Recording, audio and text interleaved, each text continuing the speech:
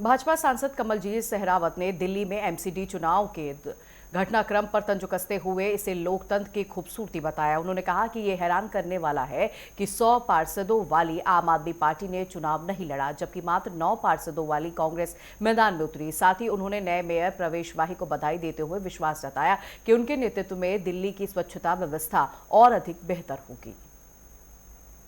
जी सहरावत जी हैं। मैम, आज जिस तरीके से पश्चिम बंगाल का दूसरे चरण का मतदान है, क्या कुछ कहना चाहती हैं? लगातार ममता बनर्जी भी भारतीय जनता पार्टी पर सवाल उठाते हुए दिखाई दे रहे हैं। कह रहे हैं कि एसआईआर करा के कहीं ना कहीं ये दबाव बनाने का प्रयास कर रहे हैं बंगाल में।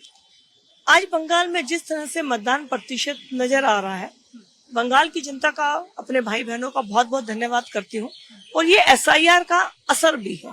जो लोग नहीं रहते थे, जो वोट डबल थी, जिनकी मृत्यु हो गई थी, उन सब वोटों को जब काटा गया तो मतदान प्रतिशत बढ़ा हुआ हमारे सामने आ रहा है। और बंगाल में जिस तरह से पिछले दशक में ममता जी की भ्रष्टाचारी, गुंडागर्दी, तानाशाही वाली सरकार रही है, तो वहां पर भारतीय जनता पार्टी के पक्ष में वहां के लोगों का मतदान होगा। मैं इस बात पर भी विश्वास रखती हूँ।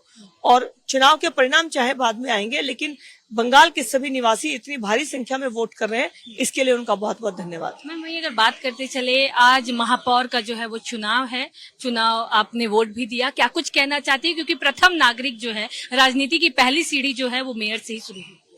मेयर बहुत महत्वपूर्ण दायित्व होता है। मैं खुद मेयर रही हूँ, तो मैं इस बात को समझ सकती हूँ कि सबसे अधिक काम करने का मौका आपको इस दायित्व पर मिलता है।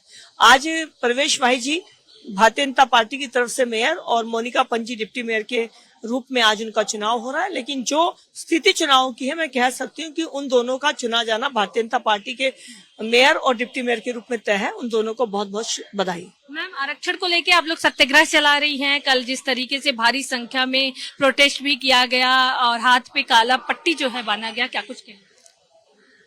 नारी शक्ति वंदन अधिनियम 2023 में 33% बहनों को लोकसभा, राज्यसभा और विधानसभा में सीटें मिलेंगी, ये कानून बन चुका है। लेकिन ये कानून 2029 में लागू हो जाए, इसके लिए सरकार की चिंता थी और स्पेशल सत्र बुलाया था।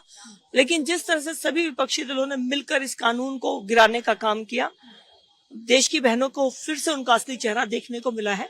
लेकिन मोदी जी ने कहा है कि आप भरोसा रखिए, मैं आपका हक मरने नहीं दूंगा। तो हमें मोदी जी पे भरोसा है, वो हमें हमारा हक जरूर देंगे। बातचीत करने के लिए बहुत बहुत धन्यवाद। कैमरामैन गौरव के साथ मैं पल्लवी श्रीवास्तव।